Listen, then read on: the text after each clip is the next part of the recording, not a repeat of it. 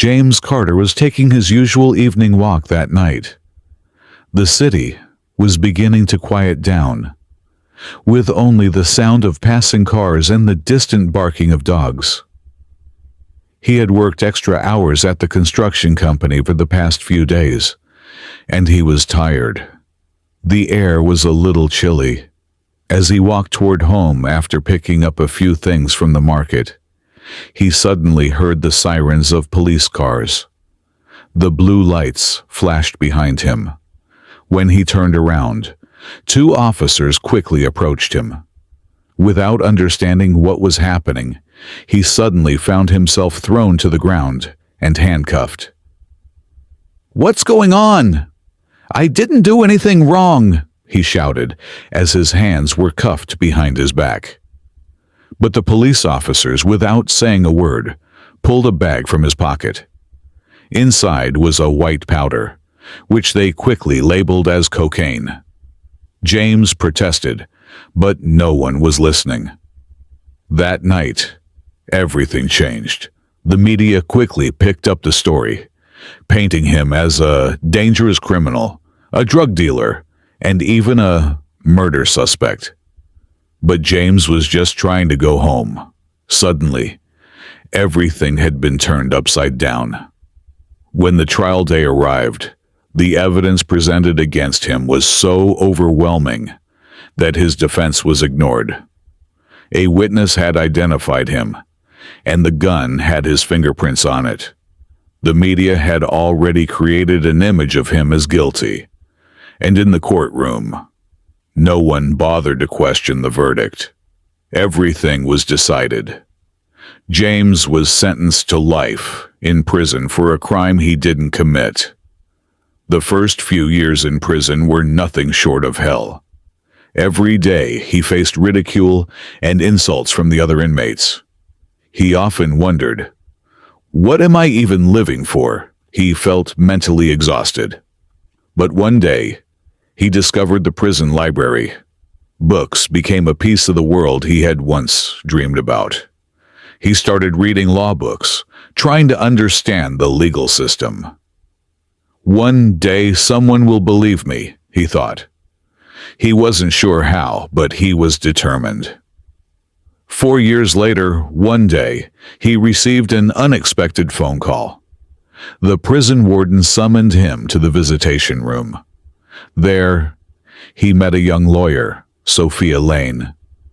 She was a Harvard graduate, a rising star in the legal world, known for her work with prestigious law firms. At first, James couldn't understand why she would be interested in his case. No one had cared about him for years. But Sophia, with determination in her eyes, said, "James, I believe you. I believe your story is true." That was when hope began to spark inside him. Slowly, he started trusting her. Sophia decided to reopen James's case. By that time, everyone had accepted that the evidence pointed to his guilt. Proving his innocence seemed impossible. But Sophia, after reviewing the case, started noticing several inconsistencies. The witness statements were contradictory, the reports were incomplete, and security footage from the night in question had mysteriously vanished. Some of the evidence had clearly been manipulated. Sophia continued her investigation, patiently collecting new evidence. One day, she discovered something strange in an old police report.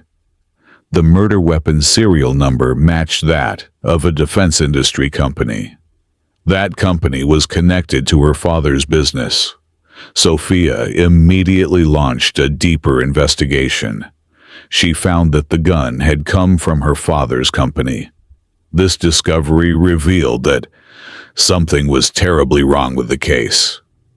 Sophia confronted her father. What he told her shocked her.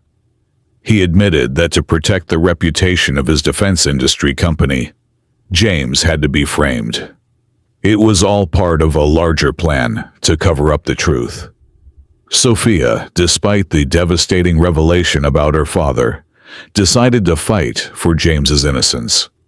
She confronted him, and he responded coldly. "Sophia, this is how things work. James's life is a small detail in our larger picture."